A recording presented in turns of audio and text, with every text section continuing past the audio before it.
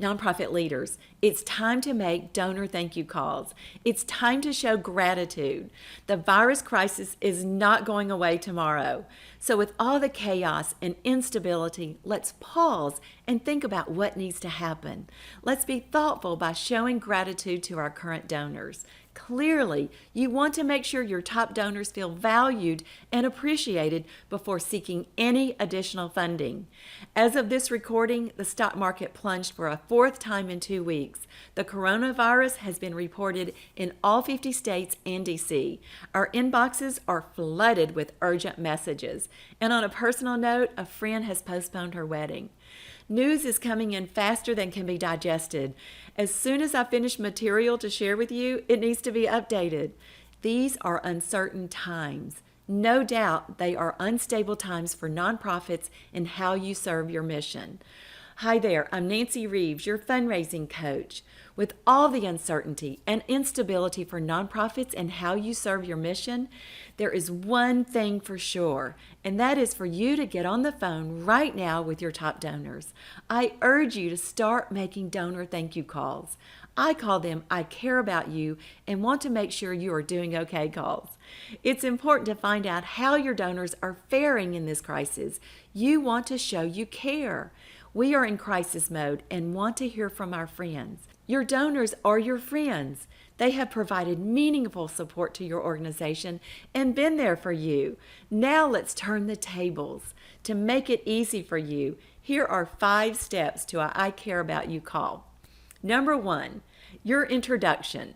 When you make a donor thank you call, introduce yourself by stating both your first and last name and your nonprofit. You don't want the donor to have to guess or be put on the spot that they should recognize your voice. Make sure they are comfortable from the start of the call. Number 2, your status. Your top donors are a part of your organization's circle of friends.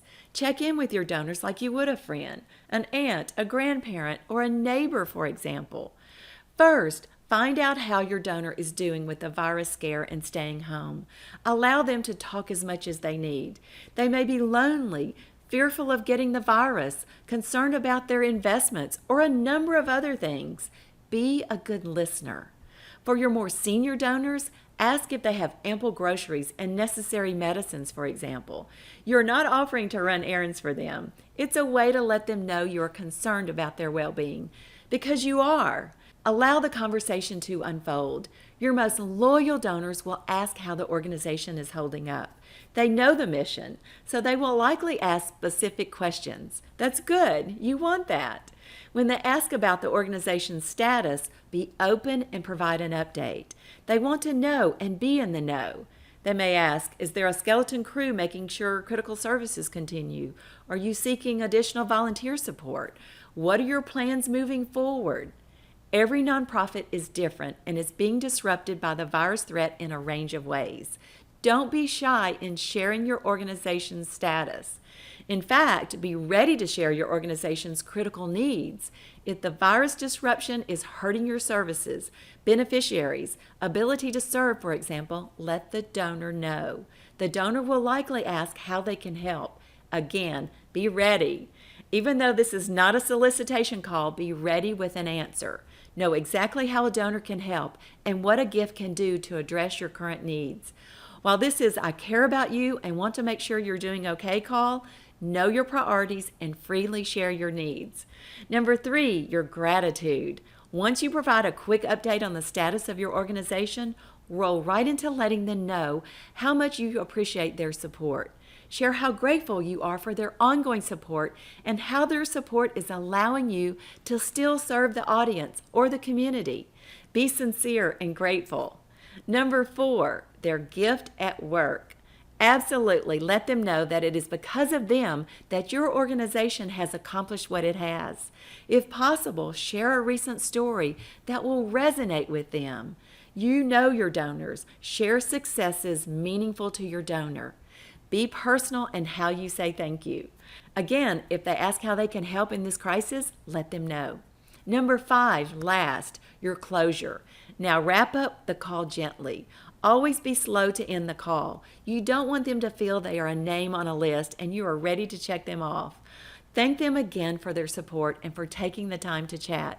Let them know you will stay in touch, and then end the call. In summary, failing to communicate with your top donors is poor judgment. They want to know what is going on and how you are continuing to serve the mission. But it's also time to say thank you and to show compassion. You're mainly calling to check on your donors, say thank you, and provide an update on the status of your organization. You can do that, right? Yes, you can.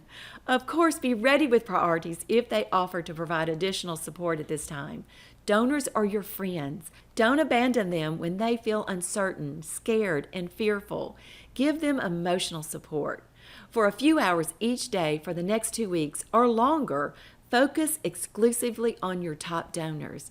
Be there for your donors because they have been there for you, and they will be there again. Before I close, I want you to know that I'm offering my online fundraising course earlier than planned. This course is for you if your revenue streams are in jeopardy, you need to secure large gifts, or you need a fundraising system to bring in more money. It will help all nonprofits. I teach you how to raise money beyond event fundraising. Plan to join me inside my fundraising course. It's an online course. That means you go at your own pace from your home or office. I provide a roadmap for you to raise more money through Major Gifts.